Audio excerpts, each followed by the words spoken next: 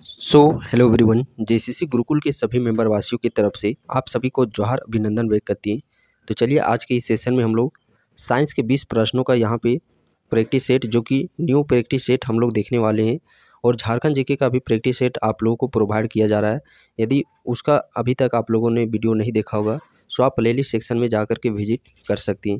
पहला प्रश्न, blue baby नामक प्रदूषण कारित बीमारी पीने वाले जल में निम्न में से किसके अधिक विद्यमान होने के कारण होती है? Blue baby syndrome. तो ब्लू बेबी सिंड्रोम ये बीमारी जल में किसकी स्तर बढ़ जाने से होता है? नाइट्रेट की अधिक मात्रा से। और जल में कुछ इसी प्रकार अधिकता के कारण से और भी कुछ बीमारियां होती है। जैसे यहाँ पे हम लोग बात करते हैं आर्सेनिक का, जो आर्सेनिक देख पा रहे होंगे, इससे होने वाली बीमारी क्या होती है? केराटोसिस। आर्सेनिक की मात्रा बढ़ने से केराटोसिस बीमारी होती है, केराटोसिस। इसके अलावा यदि हम लोग बात करते हैं मरकरी, Hg पारा, मरकरी के अधिकता से क्या चीज होता है? मिनी माता रोग। मिनी माता रोग, Hg पारा, मरकरी के अधिकता से मिनी माता रोग, नाइट्रेट की अधिकता से ब्लू बेबी सिंड्रोम, आर्सेनिक की अधिकता से केराटोसिस और निकेल की अधिकता से डरमेटिस रोग। निकेल Ni, इसकी अधिकता से कौन सा रोग होता है? डरमेटिस रोग। डरमेटिस रोग। वहीं और एक हम लोग देखते हैं जो कि है आप लोग का कैडमियम, क्या चीज? Cd, कैडमियम की अधिकता से इटाई रोग। कैडमियम की अधिकता से इटाई नामक रोग फैलता है। तो ये आप लोग का 5 कम से कम आप लोग को याद रखना है, जो कि जल में अधिकता मात्रा से। अगला प्रश्न है, भारत की विशाल वन्य बिल्लियों में किसके बारे में कहा जाता है कि वह हाल ही में विलुप्त हो गई है? तो वो है चीता के विषय में। भौतिक परिवर्तन का एक उदाहरण है भौतिक परिवर्तन। भौतिक परिवर्तन यानी कि जो परिवर्तन को पुनः लाया जा सकता है उस कंडीशन में, तो वो भौतिक परिवर्तन। जैसे पानी में चीनी का घुलना, तो पानी और चीनी को फिर हम लोग यहाँ पे अलग कर सकते हैं। अगला प्रश्न है, लकड़ी, लोहे व मोम के समान आकार के टुकड़ों को समान ऊंचाई से पृथ्वी पर गिराया जाता है। कौन सा टुकड़ा सर्वप्रथम पृथ्वी की सतह पर पहुंचेगा? देखिएगा यहाँ पे प्रश्न आप लोग को काफ़ी अचंभित करने के लिए इस प्रकार पूछा गया है।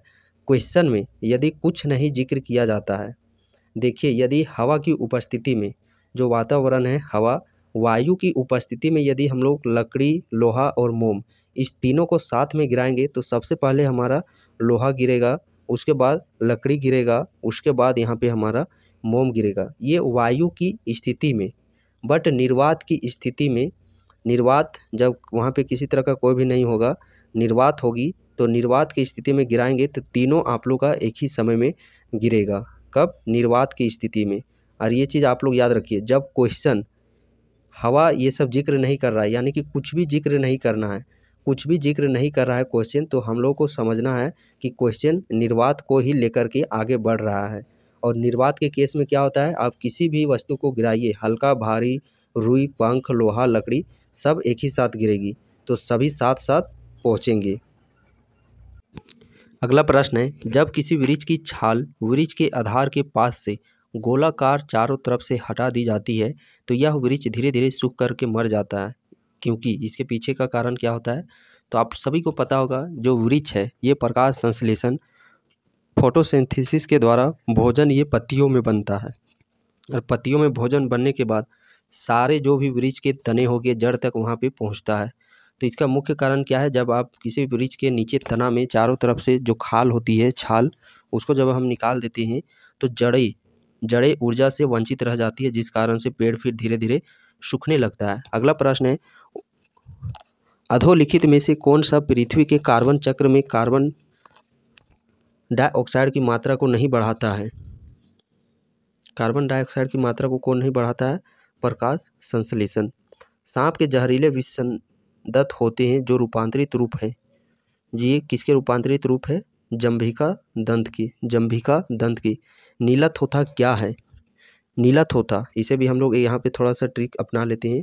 सबसे पहले अल्फ़ाबेटिकल ऑर्डर में आप लोग को लिखना है CFZ, CFZ। फिर निहस, शब्द याद रखिएगा, निहस, निहस।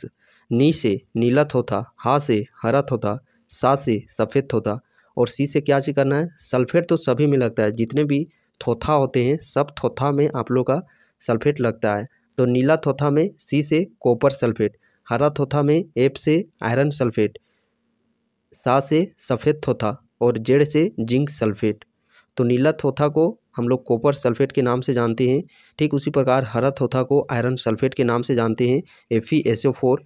सफ़ेद थोथा को हम लोग जिंक सल्फेट के नाम से जानते हैं, ZnSO4। तो यहाँ पे प्रश्न में क्या पूछा गया है, नीला थोथा। तो नीला थोथा को किस नाम से जाना जाता है, नीला थोथा को कॉपर सल्फेट, सी से कॉपर सल्फेट के नाम से जानते हैं। एक इंडोस्कोप है, इंडोस्कोप है, तो इनमें से कोई नहीं जो कि आपका इंडोस्कोप के अंतर्गत है। प्राकृतिक रबड़ निम्नलिखित में से एक का बहुलक है। प्राकृतिक रबड़ किसका बहुलक है, आइसोप्रीन का यह बहुलक है। विद्युत मोटर, विद्युत मोटर का कौन सा भाग उसमें प्रवाहित धारा के प्रवाह की दिशा को उलट देता है, तो विभक्त वलय, विभक्त वलय है जो कि इसके प्रवाहित धारा को पलट देता है। विद्युत मोटर की यदि हम लोग बात करते हैं, इसकी खोज फैराडे के द्वारा की गई था। विद्युत मोटर, विद्युत मोटर जो कि चुंबकीय सिद्धांत पर कार्य करता है और ये विद्युत ऊर्जा को यांत्रिक ऊर्जा में परिवर्तित करता है, विद्युत मोटर। अगला प्रश्न है, उद्योग में निम्नलिखित में सूक्ष्म जीवों में से कौन सा एक प्रकार सर्वाधिक व्यापक रूप से उपयोग में आता है। तो सर्वाधिक व्यापक रूप में प्रयोग आता है जीवाणु, सूक्ष्म शैवाल और कवक। मानव शरीर की सबसे मजबूत पेशियां कौन सी है, तो मानव शरीर की जो सबसे मजबूत पेशियां है वो जबड़ों की पेशियां, किसकी, जबड़ों की पेशियां। और सबसे कठोर अंग शरीर का बात करते हैं वो है दांत का इनेमुल, दांत का इनेमल। अगला प्रश्न है, वयस्क मानव शरीर में अस्थियों की कुल कितनी संख्या होती है। अस्थि, अस्थि यानी कि हड्डी, हड्डियों की संख्या कितनी होती है एक वयस्क में, तो 206 हड्डियाँ होती है। अगला प्रश्न है, कौन से तंतु संयोजी ऊतक के घटक नहीं होते हैं, तो तंत्रिका तंतु। रेस्पिरिन निम्न में से किसकी जड़ से प्राप्त होता है, रेस्पिरिन किसके जड़ों से प्राप्त किया जाता है, सर्पगंधा। अगला प्रश्न है, प्रेशर कुकर में एबोनाइट का हत्था लगा होता है, जो हैंडल में ब्लैक ब्लैक होता है वो प्रेशर कुकर में एबोनाइट का हत्था लगा होता है। दूसरा है, पहला कथन हो गया, दूसरा कारण हो गया। एबोनाइट मजबूत होता है। अब नीचे आप लोग का कूट में दिया गया है, तो इसका सही आंसर क्या चीज हो जाएगा, ए तथा आर दोनों सही है और आर ए का सही स्पष्ट करी नहीं है। अगला प्रश्न है, निम्नलिखित अपघटन अभिक्रिया में PQRS की पहचान कीजिए। तो यहाँ पे जो हम लोग पढ़ते हैं, जैसे केमिस्ट्री हम लोग पढ़ते होंगे, तो उसको बैलेंस जो समीकरण दिया रहता है इसको हम लोग बैलेंस फॉर्म में कैसे बनाते हैं, तो वहाँ पे PQRS के जगह में क्या होगा, PQR और S के जगह में क्या होगा, जिससे कि दोनों तरफ अभिक्रिया आप लोग का बैलेंस हो जाए। तो यहाँ पे आयरन की यदि हम लोग बात करते हैं, आयरन हमारा यहाँ पे 2 है, जब यहाँ पे 1 देंगे तो आयरन कितना हो जाएगा, टोटल हमारा 2। तो यहाँ पे आयरन को 2 बनाने के लिए 2 से इंटू करना पड़ेगा। और एक ही ऑप्शन है जिसमें कि P के जगह में 2 रखा गया, जो कि ऑप्शन नंबर ए। तो ऑप्शन नंबर ए ही इसका सटीक आंसर हो जाएगा। यहाँ पे जितने भी हैं सभी, जब यहाँ पे 2 1 1 1, अब सबका काउंट कीजिएगा तो सबको जो इधर का देखने, जैसे आयरन 2 हो गया तो इधर भी आयरन आप लोग का 2 ही मिलेगा। यदि यहाँ पे 4 दूना 8, ऑक्सीजन यहाँ पे 8 बन रहा है तो इधर भी ऑक्सीजन आप लोग का 8 ही बनेगा। तो चलिए अब हम लोग अगले प्रश्न की ओर बढ़ते हैं। अगला प्रश्न है, परमाणु में कक्षों को भरने का क्रम नियंत्रित होता है।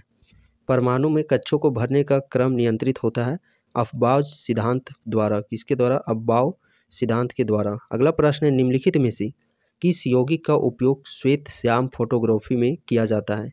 श्वेत श्याम फोटोग्राफी में यूज किया जाता है, तो सिल्वर क्लोराइड और सिल्वर ब्रोमाइड का यूज किया जाता है।